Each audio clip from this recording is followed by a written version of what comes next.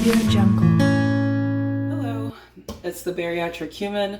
Bariatric because I had the gastric sleeve, and human because I am battling weight regain. So yesterday was the 10-year anniversary of my gastric sleeve. And instead of sitting back and being down on myself for gaining weight, I'm celebrating the weight loss that I currently have now, which is about 15 pounds in 6 weeks. Now, that is because I'm preparing my meals at home and I'm doing 30 minutes of walking a day, every single day. So let's get to it. Today, I am going to be making garlic Parmesan cauliflower mash. We're going to start with 4 cups of cauliflower florets, and I'm going to put them in the pot here.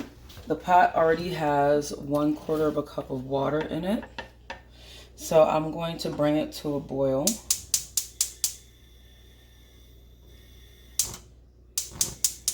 Okay.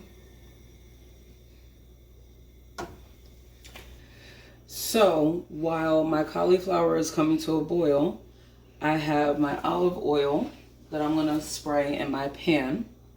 1 teaspoon of olive oil, a tablespoon of low-fat cream cheese. Now, my cream cheese has chives in it because this is garlic Parmesan cauliflower mash.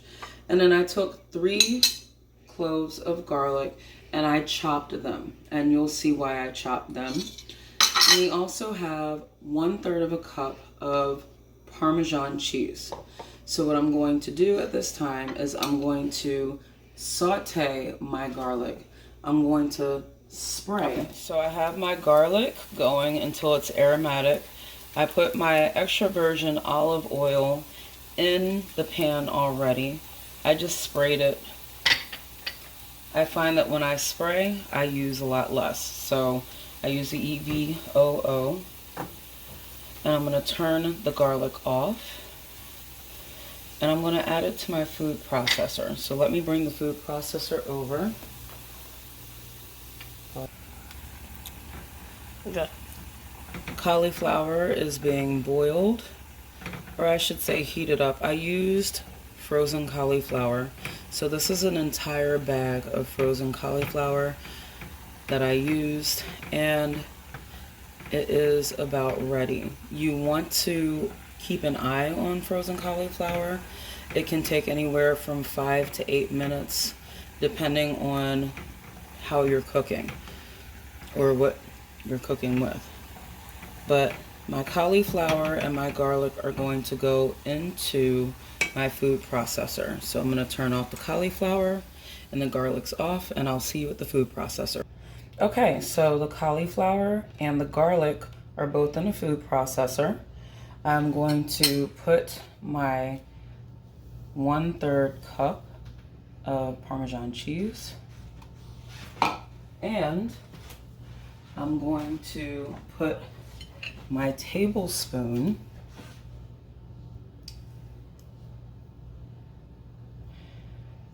of, oops, that is a mistake. I'm going to put my tablespoon of cream cheese, and my cream cheese has chives. Now the recipe does call for 1/2 tablespoon of salt, and you can add salt if you would like, and my salt will be very minimal, so I'm just going to grind it and that's it. It does not call for pepper. However, I do like the taste of pepper in my regular mashed potatoes, so I'm being generous with my pepper. So I didn't even measure the pepper. At this point in time, the salt and pepper are to your taste. So I'm going to put the lid on.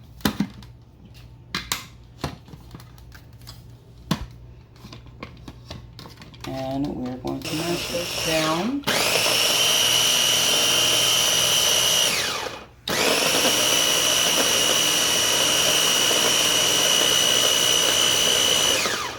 take this off. Oh, and just push it down. Push everything down in there, making sure that everything gets mixed in. My biggest issue and my biggest weight gain issue is slider foods. So I would eat mashed potatoes, and I would say mashed potatoes are a soft food, but mashed potatoes are also a carbohydrate, and a lot of them have cream and all sorts of fat in them. So we want to make sure that we have a healthy alternative. Okay.